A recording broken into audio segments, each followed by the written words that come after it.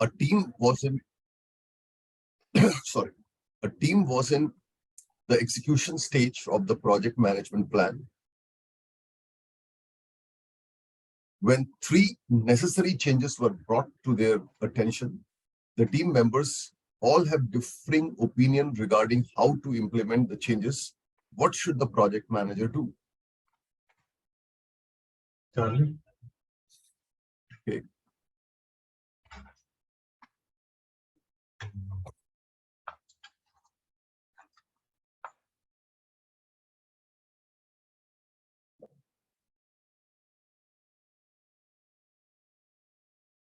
The team members have all have differing opinions regarding how to implement the changes. What should the project manager do? Is it C? Now, see, let's go through the question first, right? In the execution stage, right? When 3 necessary changes were brought to their attention, right? So a team is going through 3 necessary changes. Now, the team member all have differing opinions regarding how to implement change, right? The process for implementing the change, where is that process written? In which document is it written? Change management document. Change management plan document, right? Yes. Not change request document. Correct. Right? See, change request document does an impact analysis for a change. Right?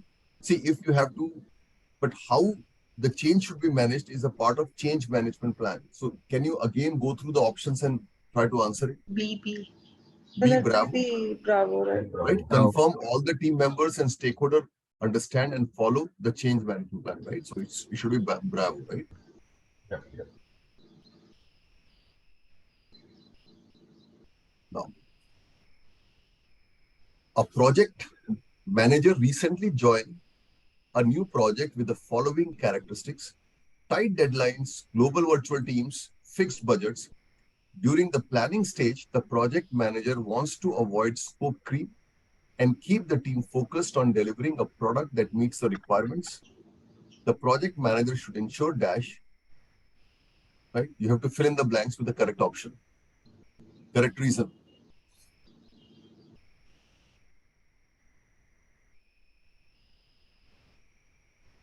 Alpha. So do you all agree, alpha?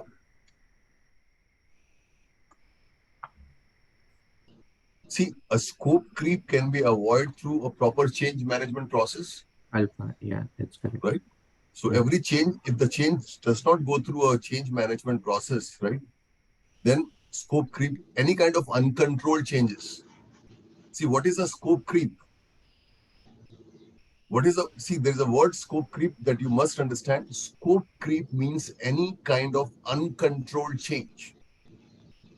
Now, what is an uncontrolled change, guys?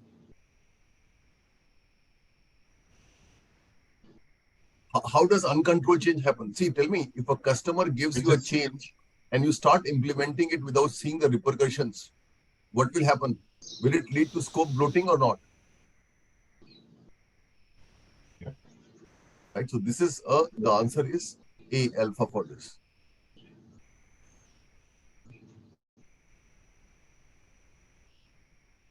The project sponsor requests that an element of a product will be swapped for the project sponsor request that an element of a product will be swapped for the equivalent supplied by a local manufacturer in order to have more sustainable supply chain. Which action should the project manager take?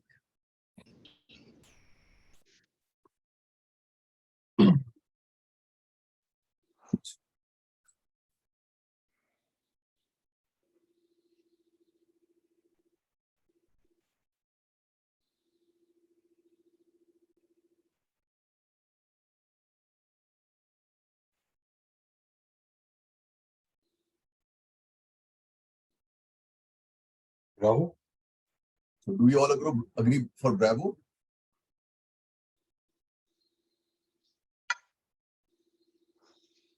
should we do integrated change control or not?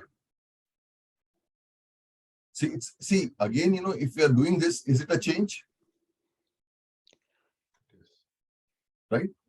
Yes, Pankaj, it is. So the correct answer should be B, bravo, right? Refer to integrated change control process, right?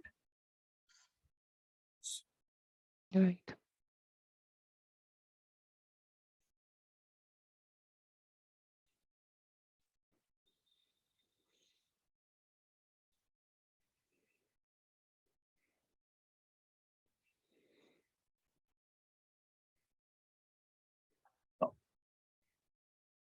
A worldwide product launch will likely be delayed by lengthy analysis needed to assess the impact of new European regulation. Perishable ingredients and factory booking are at risk of being lost. The executive committee decides to postpone the launch in the EU, but maintain launch date in, in all non-EU countries. How should the project manager replan the project to support both launches?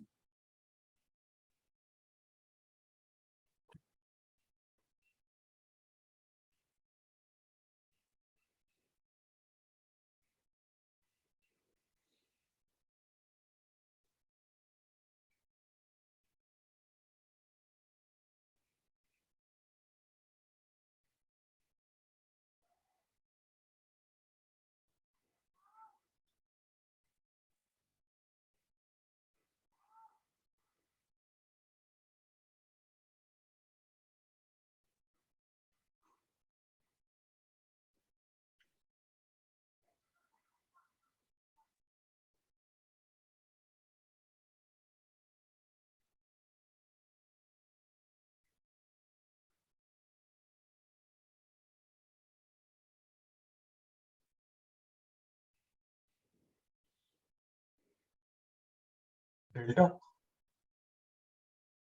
So do you agree to Delta?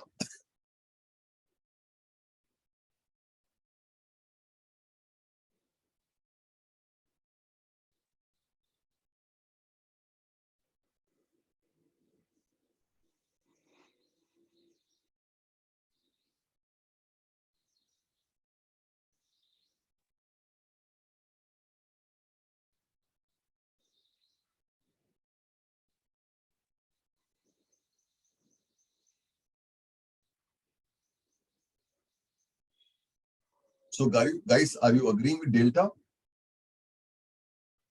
Can you explain, Pankaj?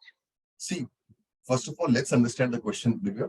See, the question is a worldwide product launch will likely to be delayed by lengthy analysis need to assess the impact of new European Union regulation, right?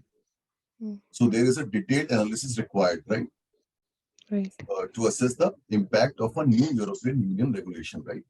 Now, perishable ingredient and factory bookings are at risk of being lost, Mm.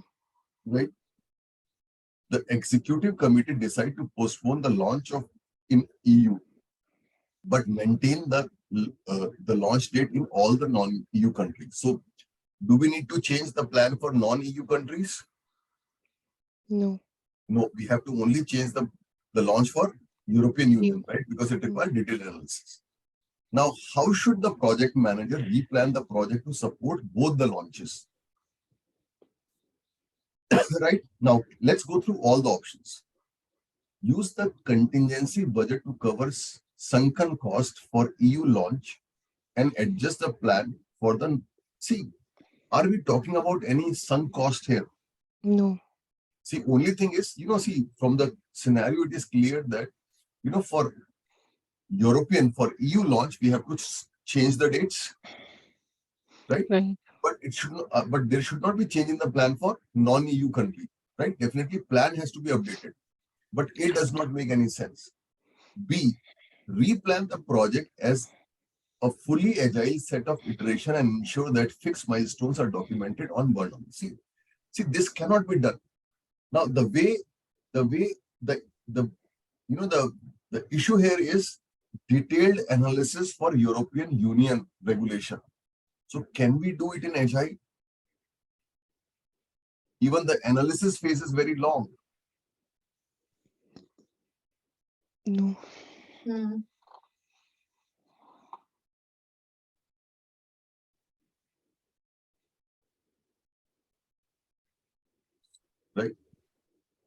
So tell me, how should we do it? So replan the project as fully agile set of iteration and ensure that fixed milestones are documented on the burn down charts, right?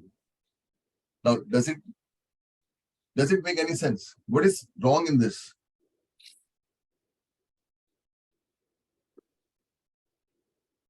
There is no need to crash the activities for non-EU launch. Right. There is no need to. Plus, there are I think two different streams here: non-EU and EU. Right. Right.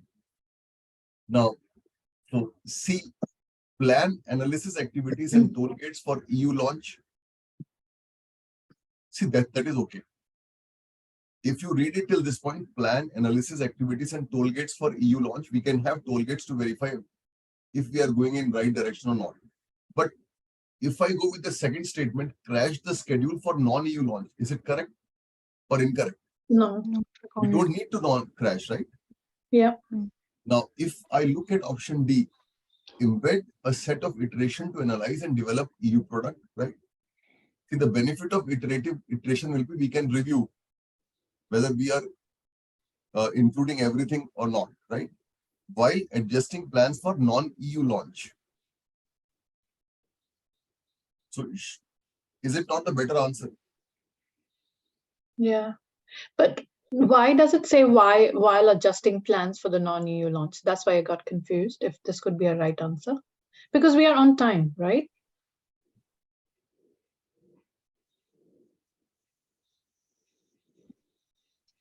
Right. Now, tell me one thing. What is meant by perishable products? What are perishable products? Perishable ingredients. They will go bad. Like fresh produce. So Like can food you is relate the perishable. answer to that?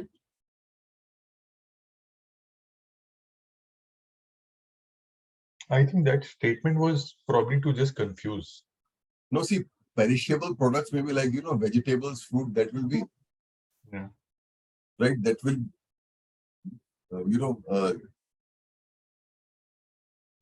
that might get waste because of delays, right? See, again, if a worldwide product launch will be delayed, right? The perishable ingredient, this is the risk, the perishable ingredient. Now fruits, vegetables, flowers, they all fall under this, and factory booking are at risk of being lost. Right? Can we lose perishable ingredient in this situation?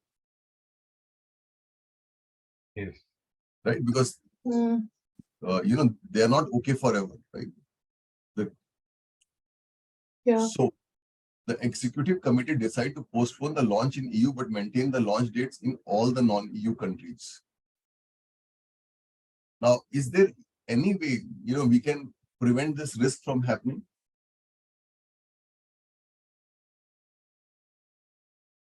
How can you minimize the total risk here?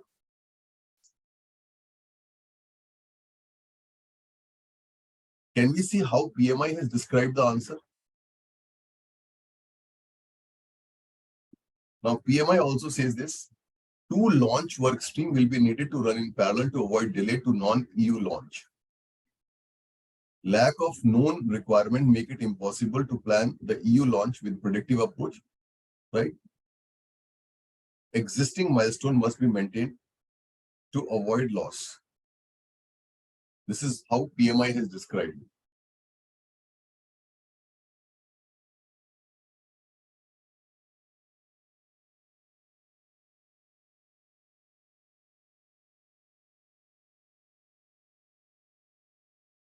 Now, see, if you look at this question,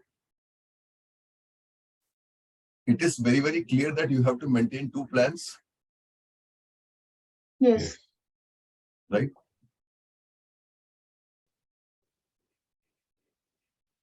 Now, none of the option apart from D is talking about two different plans.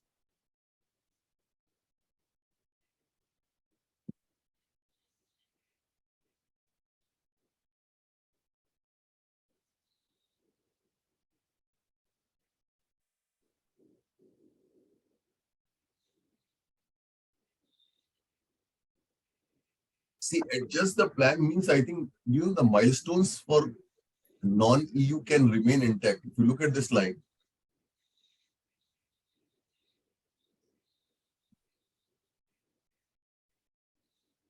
the executive committee decides to postpone the launch in the EU, right?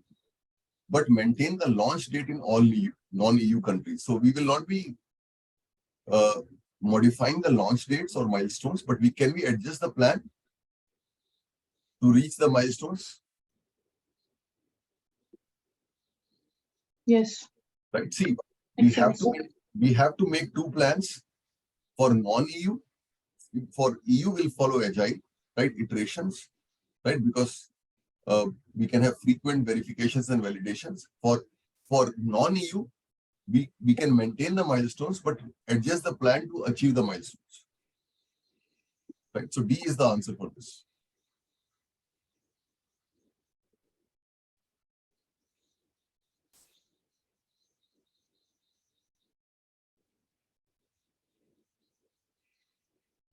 Now, in the next question, we have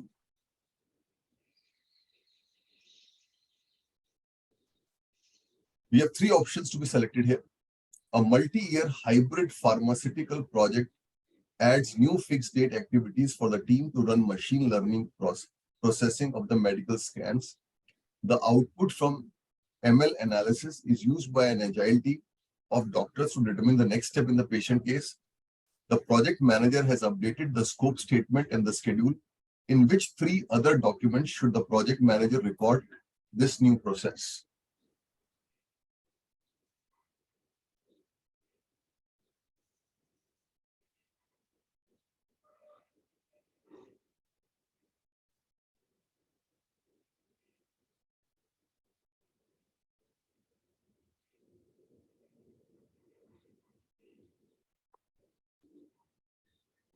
Risk register. You have three options to be selected. I think sprint backlog,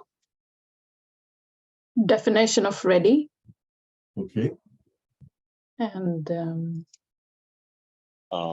Resource management plan. yeah, and a resource management plan, probably.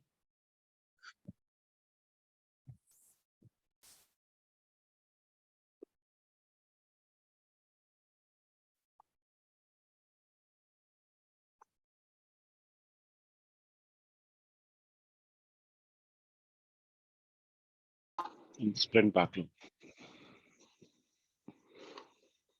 Charlie Delta Echo.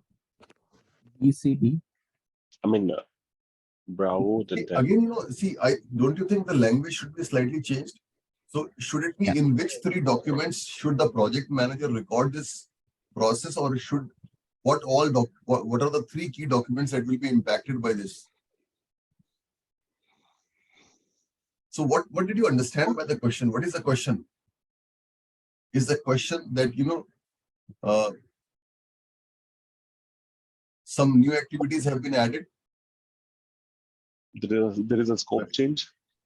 Right. So there is a scope change. Yes, there is a scope change, right? Now, scope change may impact what all things will be. So again, scope change and schedule change is also there because new activities are added. What all will be impacted? Now, tell me, is it a risk also or not? Is it a risk or not? Yeah. Yes, it Yes, is. Pankaj. It's their new requirement. There is a scope change, so it can be risk also, right? Yeah. Right. So We need to change definition of ready as well because yeah, we have to change the definition of ready also. Yeah. Because a new kind of work is there, right?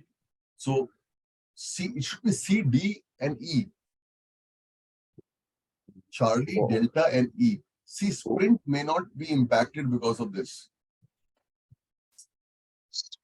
But yes, the Why the overall resource? But Yeah. I mean, they're saying sprint backlog, not the product backlog. no, product backlog will be impacted, but sprint backlog will not be. Yeah. Right, product backlog will definitely be impacted because new activities are added. Right, definition of ready will change. Risk register will be it's a new risk, so it should be added in the risk register. resource management plan will change because there will be a new plan of acquisition of resources. But sprint plan doesn't require any change, right? So C, D, and E. Right? Why the resource management plan, Pankaj? Because the resources. Yeah, new resources should be added, right? Because there are new activities. Pankaj, I mean, Yeah, okay. I mean, earlier PMBOK, it used to refer only to humans, I think, when we used to say resource management plan. But now resource management plan includes human resources and other resources of the project. Physical, both. Okay. See, from from 6th onward, right? From PMBOK 6 onwards, resource management is plan of acquisition of physical as well as human resources, right? Yeah.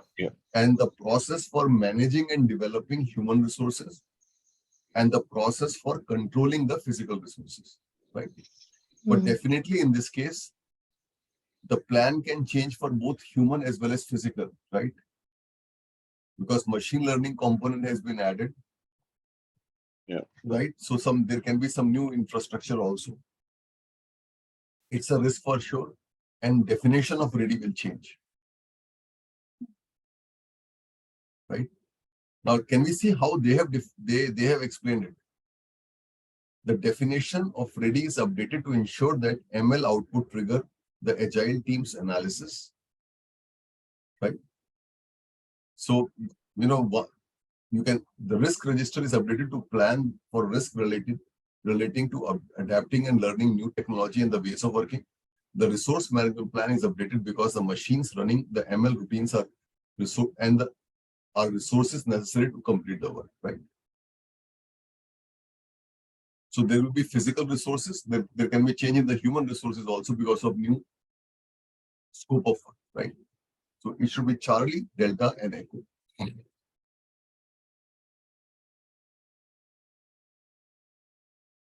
The next one. The project workload is increasing significantly and the resources level is not sufficient. In the response, management outsource some major tasks to keep the project on schedule. What should the project manager do in this scenario?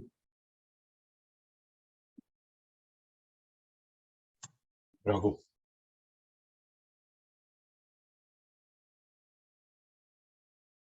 So do we all agree? Bravo.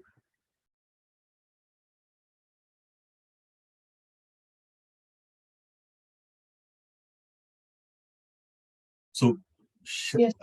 yeah, right. Bravo. We have to change the procurement because procurement management plan is a plan of acquisition, right? Or timetable of procurement, right? So new procurement has been added. So we'll revise the procurement management plan.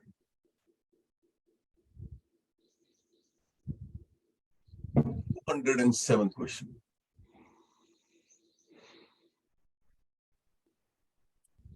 A textile development project needs a specialized resource, right, to work for 900 hours.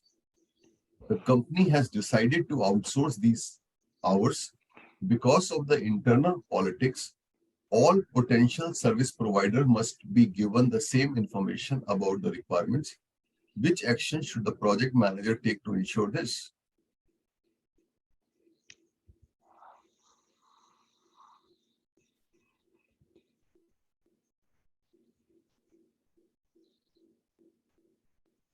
Now, see, again, before, no, but before, Charlie. because of internal politics, all the Policies. service provider must be given some information about the requirement, right? Same information, yeah. Now tell me one thing.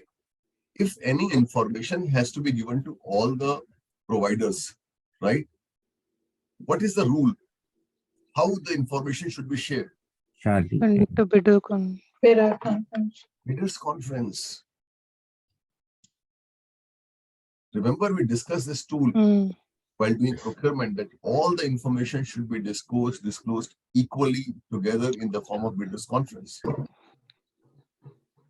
Divya, have you filled your form? You created login, right? Yesterday. Yeah, I created. It's in mid. Just quickly create a draft application and share with me, right? So that I can review and send. Okay. Perfect. So it should be Bravo. Are you recalling bidders conference? I think we just Yes. discussed yesterday, right? Yeah. Yes, right. So this should be bidders conference.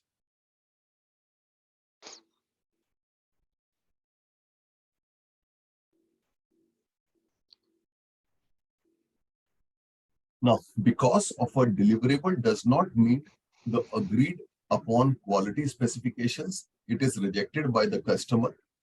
Team member find that deliverable fails to meet expectation because of a problem with the vendor provided parts. The vendor says that they will not correct the problem. Before deciding on next steps, what should the project manager do?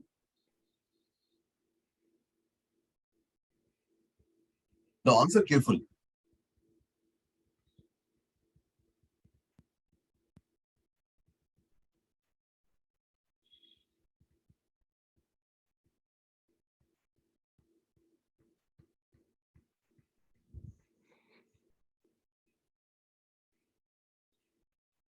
Now, in this case, tell me, what document will you review?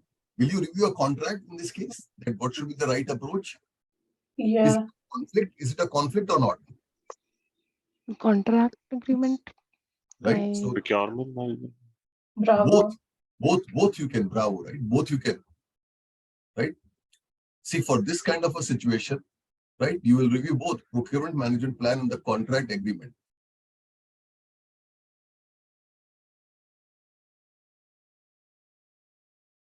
Yeah, because they are also admitting that they'll not work to correct the Now, problem. see, some people have a confusion between SLA and project contracts, right? Did anyone think about A here? I did. No. No, because see, देखो, SLAs are not meant for projects. Project के SLA नहीं होते हैं. Operations के लिए होते हैं. Operations के SLA होते हैं. Right? Service level agreements are for operations, not for project. Projects will have acceptance criteria, right? Projects will have contracts and acceptance criteria, not SLAs. And CD are ruled out. So A and B is the answer, right? Since we are talking about projects.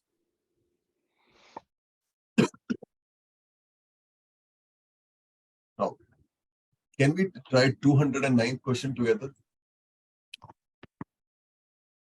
Now, this is a good question. Near the end of a manufacturing project, several team members are transferred to another project. To complete the work, project manager needs to acquire additional resource support from a new supplier, but is concerned about the cost risk of using new supplier at this advanced stage of the project, right? So, you have to answer based on this. But is concerned about the cost risk, right?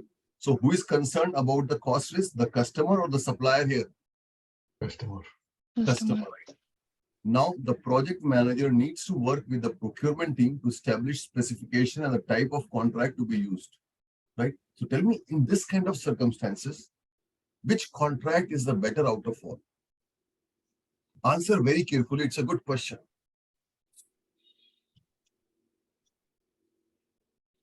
See, if I do T&M contract, who will be at risk? Customer. But customer is concerned about what? Cost. Right? Now, cost reimbursable contract is not a choice. It's not, you can't take it as an option, right? Because we already have cost risk, right? Now tell me but at the same time, I have to motivate my customer also. Yeah. Right? Because see, to complete the work, the project, right? So tell me, should it be Bravo or should it be built up?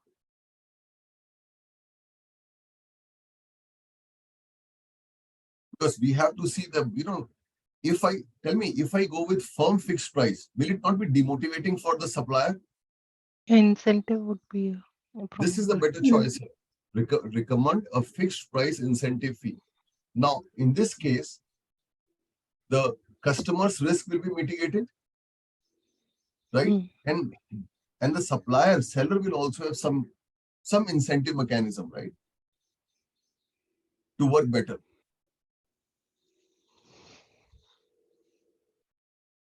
Does it make sense or not? Yes, Pankaj. Yeah.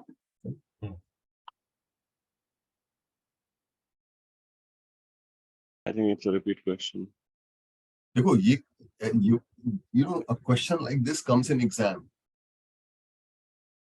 right? A question like this may come in the exam in procurement. So, are you able to interpret this question completely or not?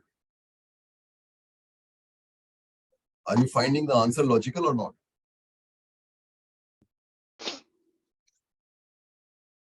Mohit, are you okay with the answer? Yeah, completely. Yeah. Yeah, Preeti, are you okay with that? Because this is a typical. I still remember around 2019, somebody who gave the exam, he asked exactly same question to me, exactly same question. So Preeti, are you okay with the answer of 209? Yes. Yeah. Perfect. Shelja, are you okay? So Ankush? Pankaj, the first thing that came to my mind was like TNM, but surely it should not be TNM. Like, what could be the counter argument that it should not be TNM?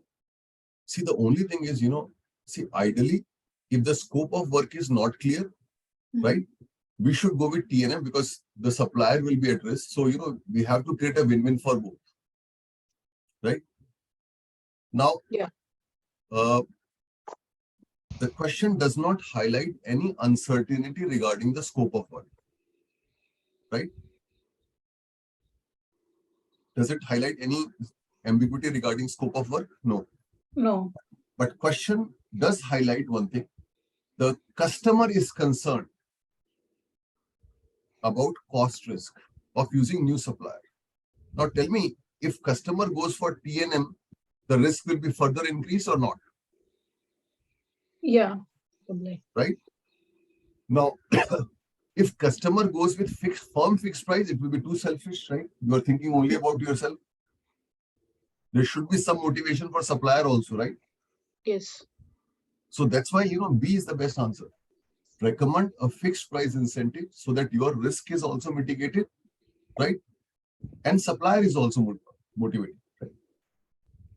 See, Right. Okay. TNM is highly risky for whom? A customer, Yes. right? And customer is already facing a cost risk here. So why would we give TNM to him? Right. Already, Makes sense.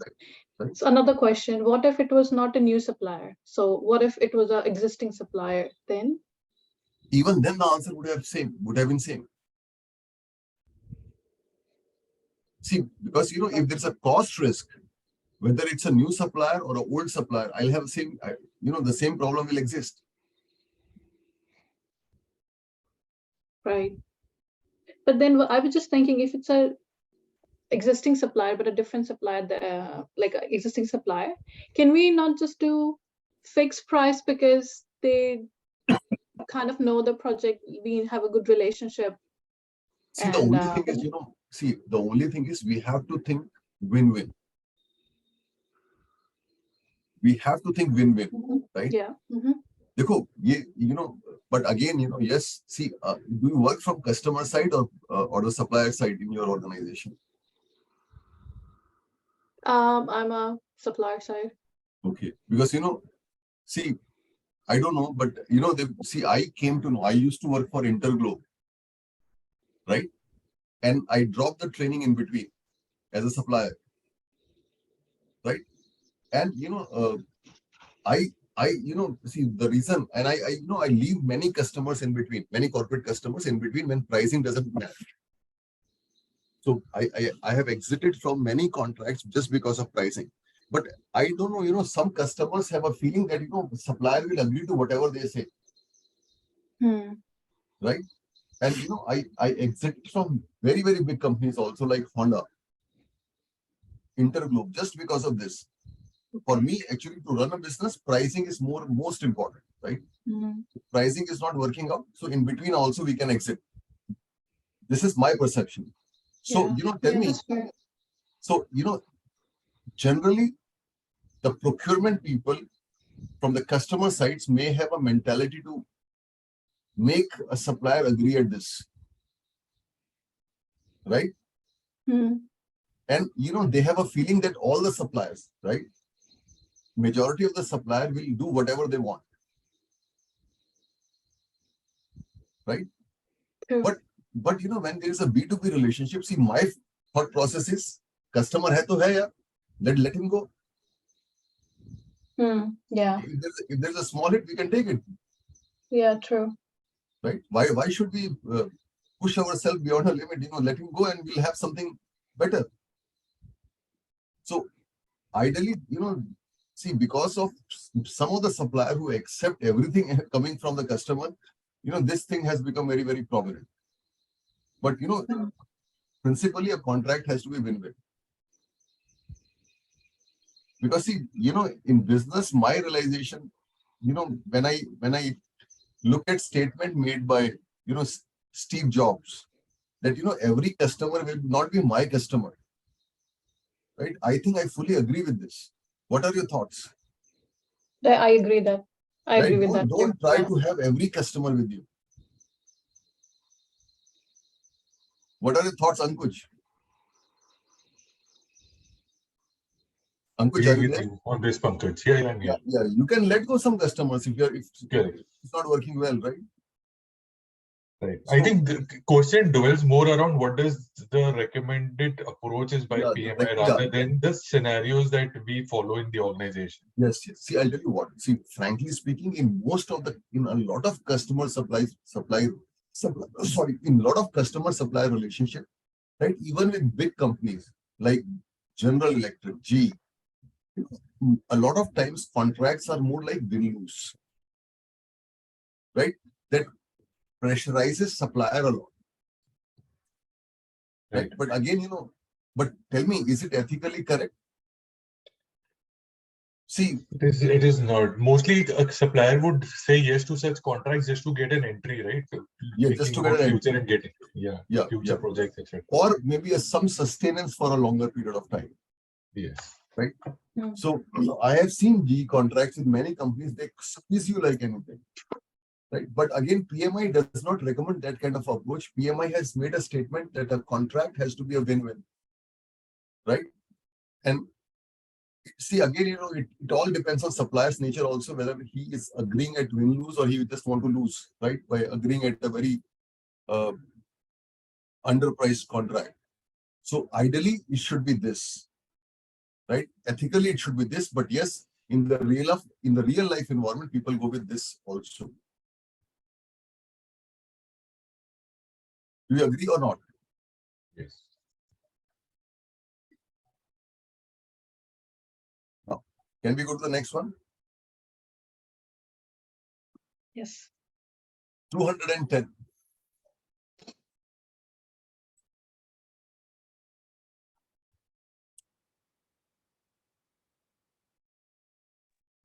Service Deliverable? Yeah. Can we go through this? So we have done this, I think. No. The same options? Okay. Question might be different, right? Yes. A deliverable does not meet the agreed upon quality specifications and is rejected by the customer. After investigation, the project team finds a fault with the vendor provided parts.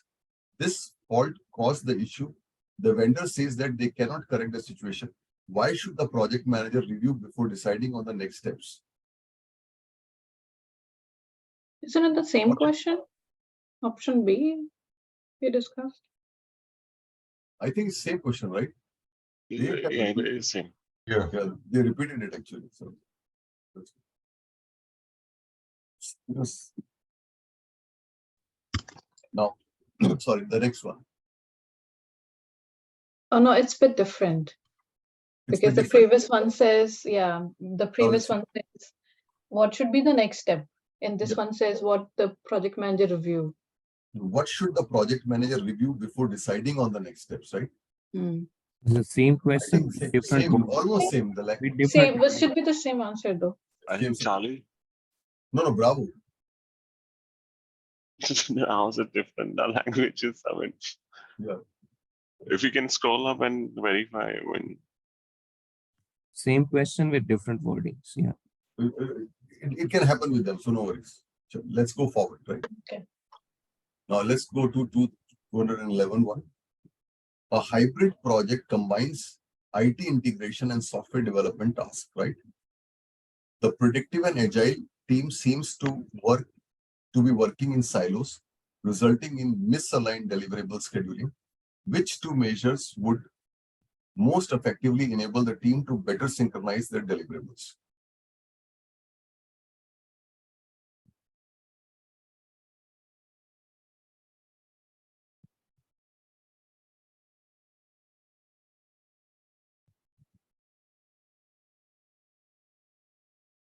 So we have to choose two.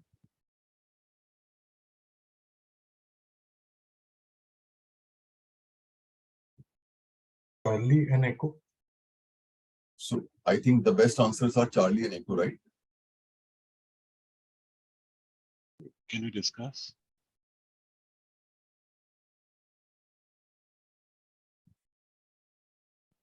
Because this is a little bit in alignment with my projects. Yes, see, it's a hybrid project, man. Yeah. Right? So obviously the predictive track will have their plan, right? And the agile team will have their own plan, right? But tell me, can the deliverables be synchronized using a Kanban board?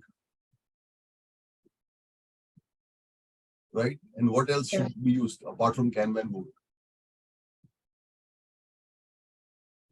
Can we use network diagrams for combined project also? Yeah.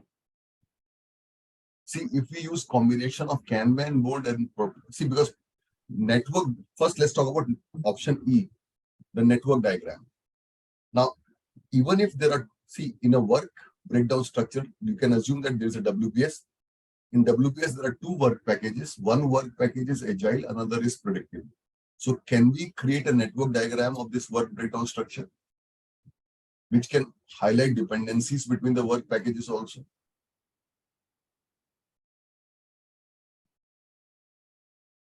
Yeah. And can we create a common Kanban board?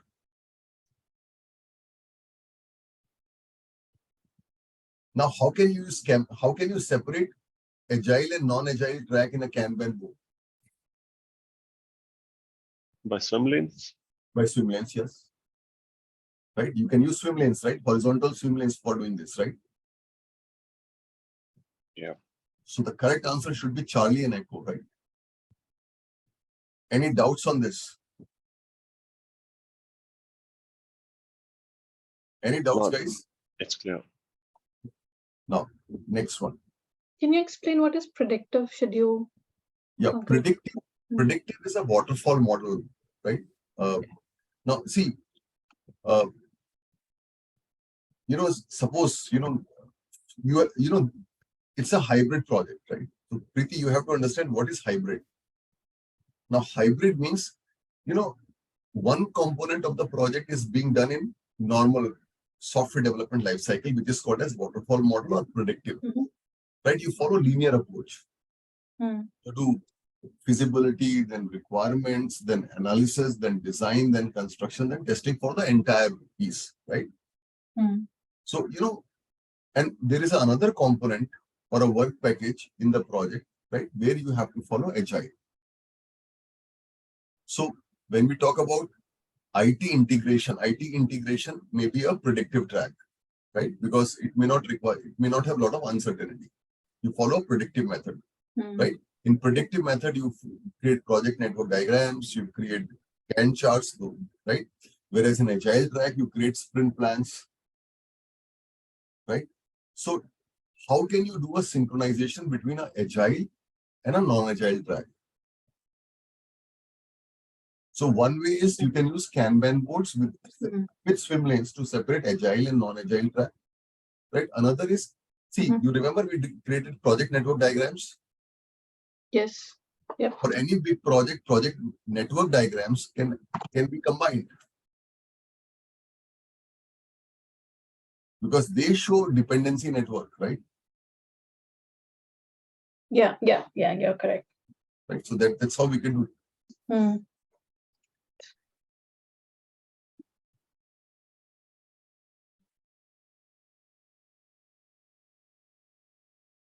Now, company G has a goal of increasing customer satisfaction within 4 months and initiate a project to meet this goal.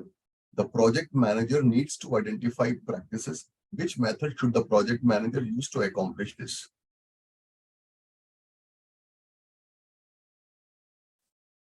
Alpha.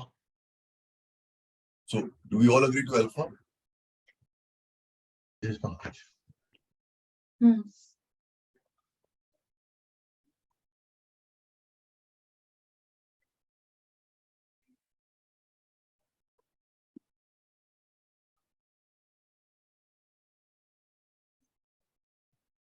Now, a project manager begins to prepare the project management plan. After receiving the project charter, there is currently no historical information in the project management office. What next step should the project manager take in this scenario? Alpha and Bravo. Take it. The answer is only one. See, we can't use alpha because there is no historical information. See, yeah, we should get in the focus group or brainstorming. So alpha is rejected, right? Alpha is rejected. Bravo. Bravo is okay. Yes. Charlie is wrong, right? Yeah. Delta is wrong. So it's Bravo, right? You can, expert judgment will be a better option here, right? You can seek information from the expert, right?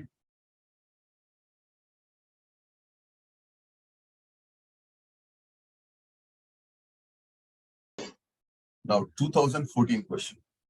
Sorry, 214 question. Tell me, you can read this question and then answer.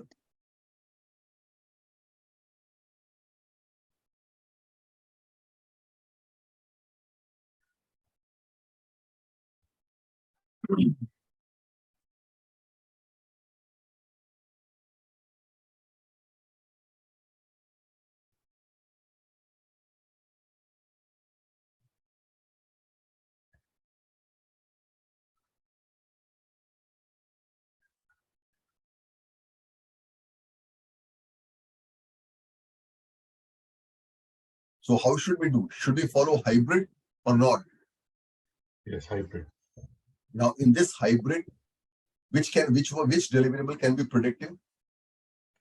First one. First one is Second deliverable. Second can be agile, 1 and 3. Right, 1 and 3 can be agile, right? So what is the answer? Charlie. Charlie or Delta? Delta. Achha, okay, Delta. Right? The other way around. Yeah. So Delta, right?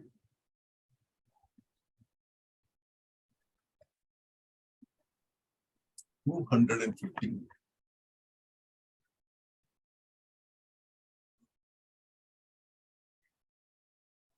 So try this yourself. You have to choose 2 options.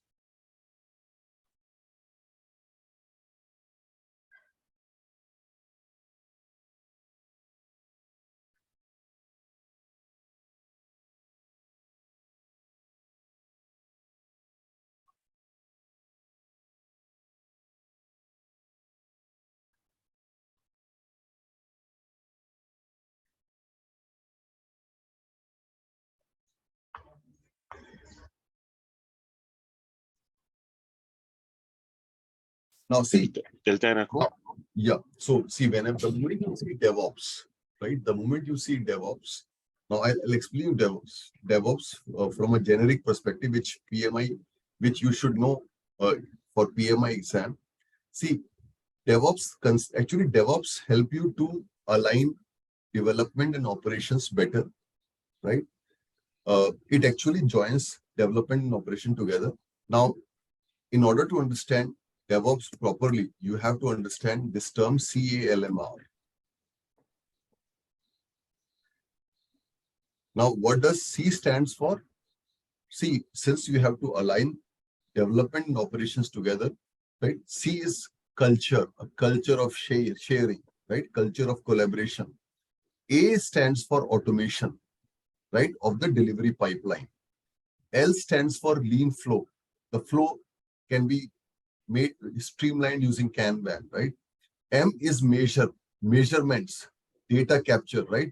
Do the performance measurement. And R is recovery. Now, this acronym CALMR defines DevOps completely. C is culture of sharing or collaboration, right? A is automation of delivery pipeline. L is lean flow. M is measurement, and R is recovery. Now, based on this, what should be the answer? Tell me what should be the answer based on this. I have used culture of sharing, C. Culture of sharing or collaboration. So first pick one option based on this. There is one option that addresses this. B. Bravo. Early collaboration between. Yes. Right. B, Bravo is one option. Then it also talks about automating the delivery pipeline, which is A. Right. Automating the delivery pipeline, right, from beginning to the operations. So which is there any option talking about automation? Echo. Machine learning based. No, Echo. Echo. Okay, see why not this? Okay, Because machine learning is only talk about development, machine learning based development and deployment, right? See, but again, see, it can be machine learning based or some other technology. But again, because see, I'll tell you, prediction is only one part here, right? Machine learning, the moment you see machine learning means predictive analysis, right? Prediction. Is that machine learning or not? Yeah. You're predicting, right? Now you can predict. So there can be a supervised machine learning or unsupervised. When you have some category of results available, right? When you have labeled data available, right? So then you do supervised one. Unsupervised is, when machine learns, right? Based on the experience. Okay. That is unsupervised. So, it's predictive only. But, when you talk about DevOps, it's all about continuously automating delivery pipeline from the development to operation. So it should be E-Echo, right?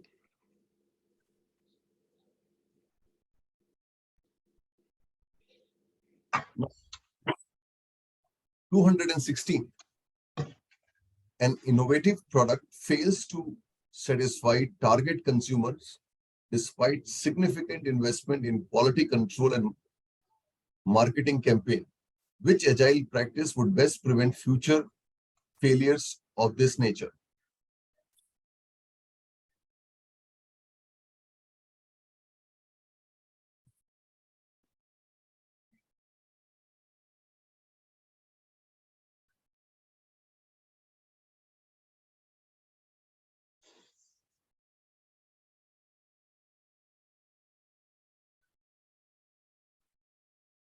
Delta?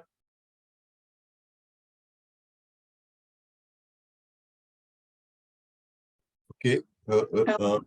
Option A. A actually. See, the problem lies here. You see this, an innovative sorry. If you see this question, sorry. The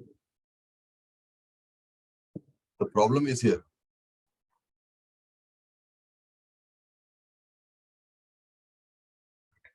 The problem is this. So consumers are not finding it good, right? Now, this will not help. See, why? How could this help? See, if we add more features, Ankush, but they are not aligned with the consumers. Right. I was thinking getting feedback and creating a PP. Yeah. So the first thing is, if we do consumer usability testing internally, it should help here, right? Right.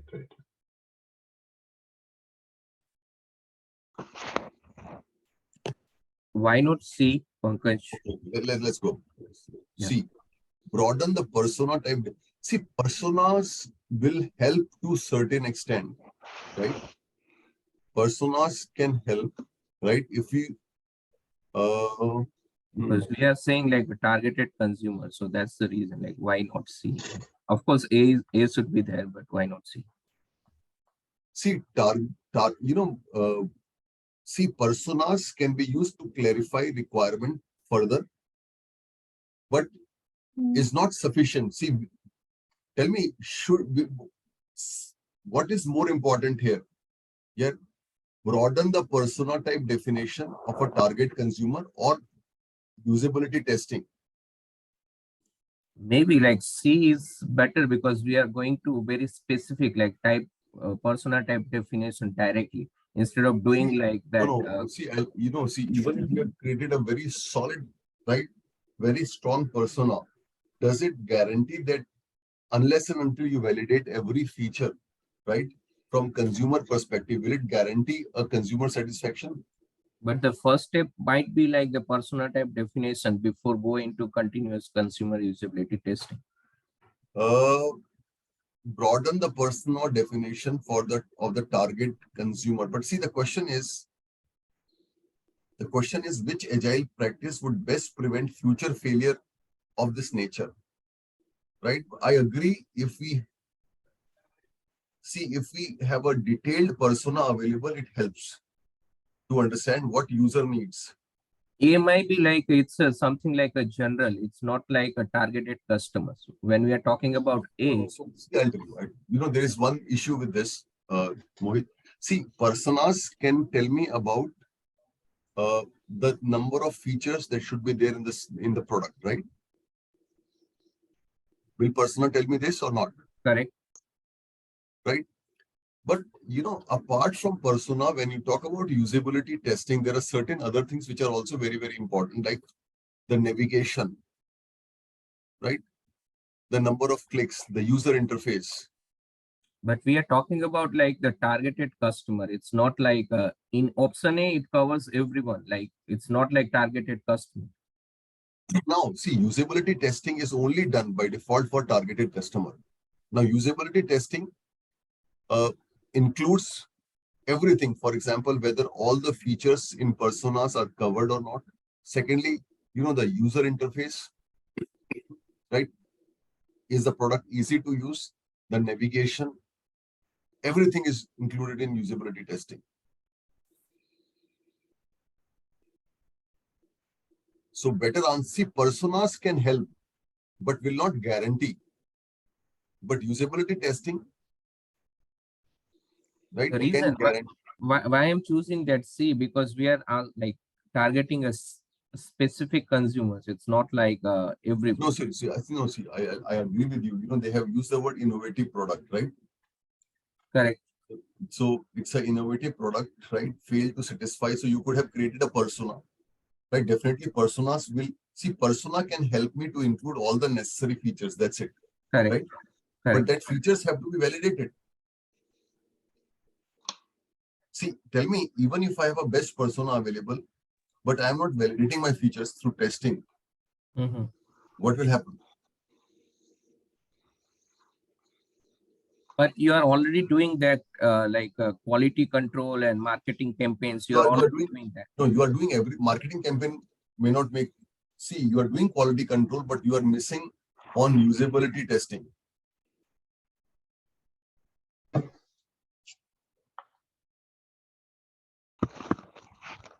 So right, Pankaj, like what the question is saying, like even after doing all those things, you are failing, right?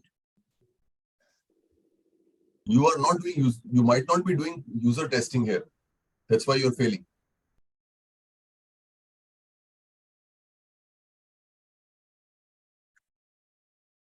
No, but see, I'll tell you, practically, if I am in this scenario, right?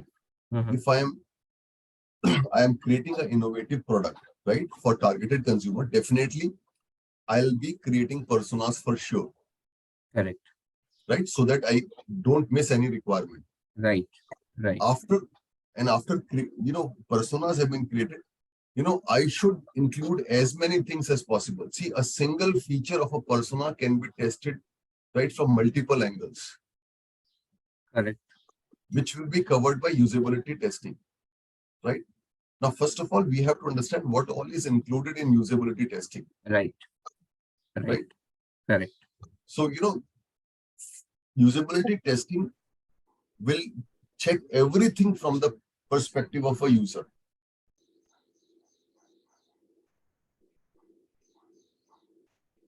Are you getting my point or not? Yeah. See, for example, a feature defined in persona might be working. A feature defined in persona might be working, but it may not be easy to use. Also, my understanding says, I mean, before you reach the persona and define the user story basis on that, you need some inputs like No, but that's okay. That's okay. No, that's okay. See, personas are must, right, for this testing. But those personas that have been created, they should be validated also, right? Yeah, that should be validated without fail. So that's why I'm saying this. Personas are must, right? And obviously, personas should be as detailed and clear as possible. But those personas should be validated. That's why we are saying consumer usability testing is important. But isn't it like it's not like a mandatory, like you need to go through that step, like option A, what we are talking about? That is must, and you are already doing again, that. What happens, sometimes you miss on some aspect of the usability testing. That's why it has happened. Product is failing to satisfy the targeted consumer. So features might be there, but they have not. The question in that's true. That's true, Pankaj. But what the question is saying, like, despite a significant investment in quality control, you are already doing that QC. So in QC, like, of course, it's a usability testing. Like, without usability testing, what are you doing in QC? Because QC is the basic term that you need to check that.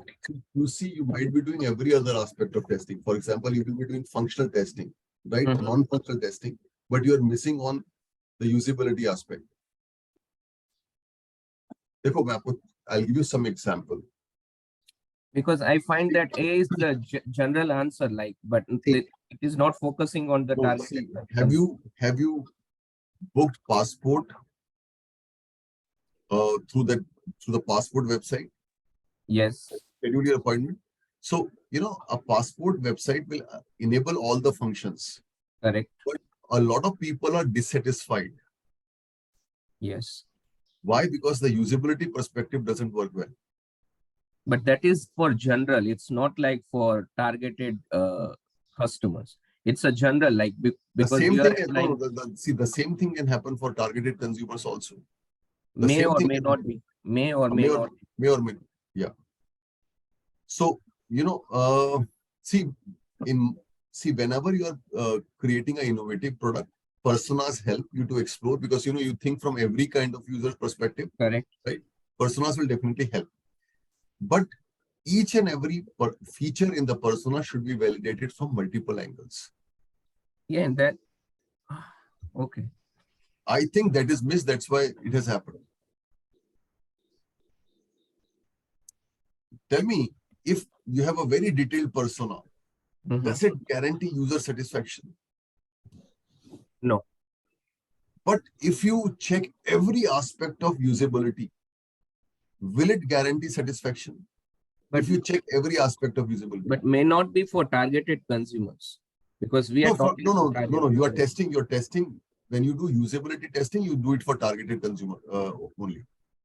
If we are validating everything from the perspective of set of users, right, on constant basis, won't it guarantee me a satisfaction?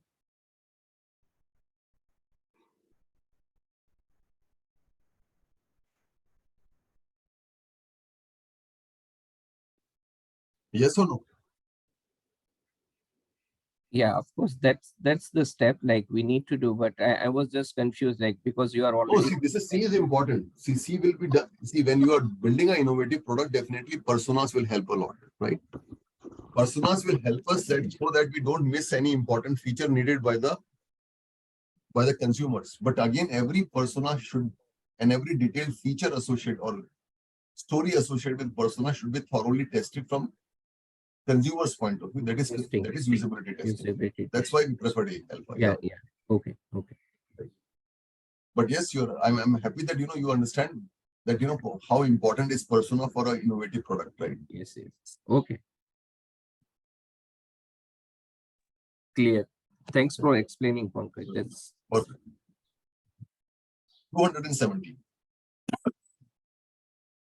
An emergency vaccine rollout project should be deployed to vaccination center as soon as confirmed locations are booked, right? Factors such as delayed batch shipment, safety protocol, and target age groups may block the deployment at last minute. However, the deployment process does not vary after passing the toll gate to begin setup at a new location.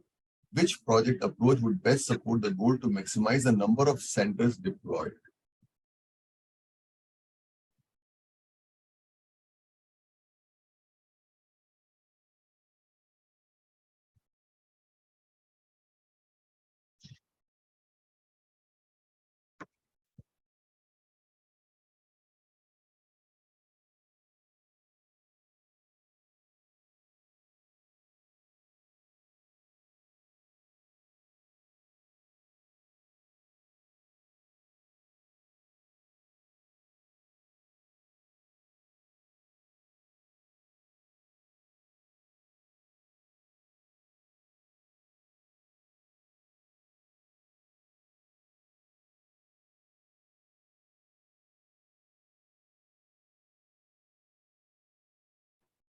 I think it's a complete predictive.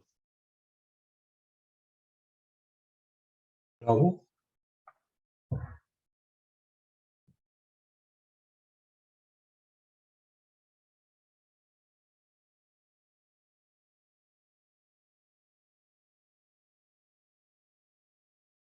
Now, see, the question is which project approach would best support the goal to maximize the number of centers deployed?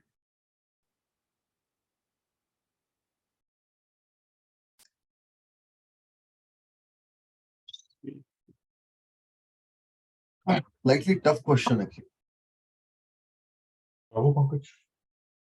Bravo. Yeah.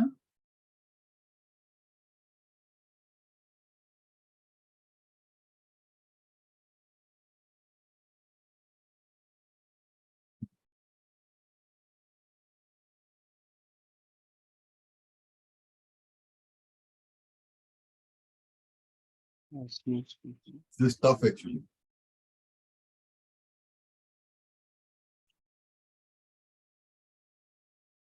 So what is the agile component of this? What is the agile component of this? Agile component is setting up those centers, whereas predictive is the other factors, because they do not, it does not matter once the center has started, a location has been started setting up. So, the uncertainty is regarding factors such as delayed batch shipment, safety protocols, and target age groups, right? Yeah.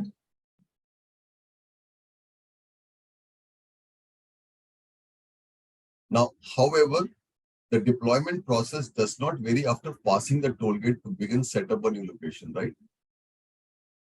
So once you have passed this stage, then can you use predictive? Yes, Pankaj. That is the logic I use. So what should be the better answer, Bravo or Charlie?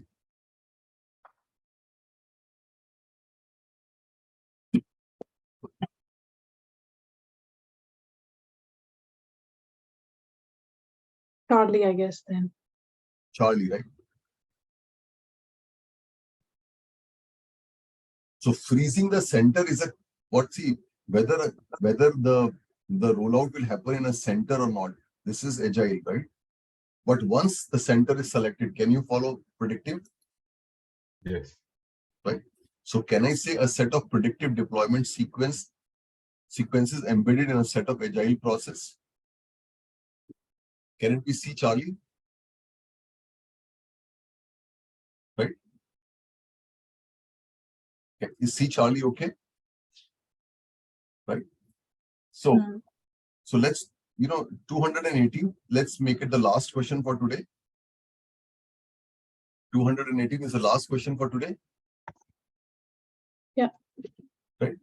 A project to start building an ecology-focused resort complex is planned and the contract is ready for signature, the client now asks prime contractor to suspend the planned development work on a parcel of land while the team runs a consumer study. The team needs to know what kind of structure to build on the parcel. What should the prime contractor do to quickly close the deal given to the new client requirement?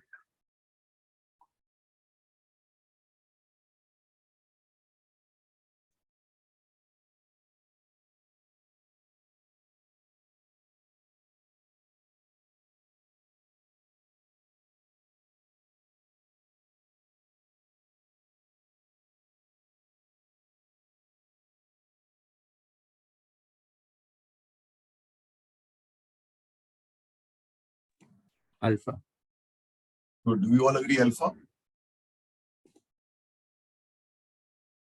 Yes, Pankaj, alpha is the best. Right. So it should be alpha, right?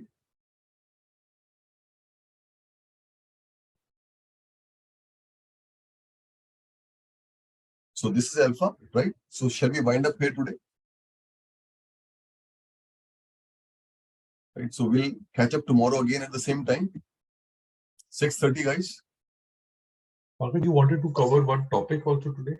Yeah. So I have some urgent work. So can we do it tomorrow? Yes, I wanted to cover stakeholder management. So let's do it tomorrow. Okay, no problem. We'll do it tomorrow. Perfect. Thank you. Thank you.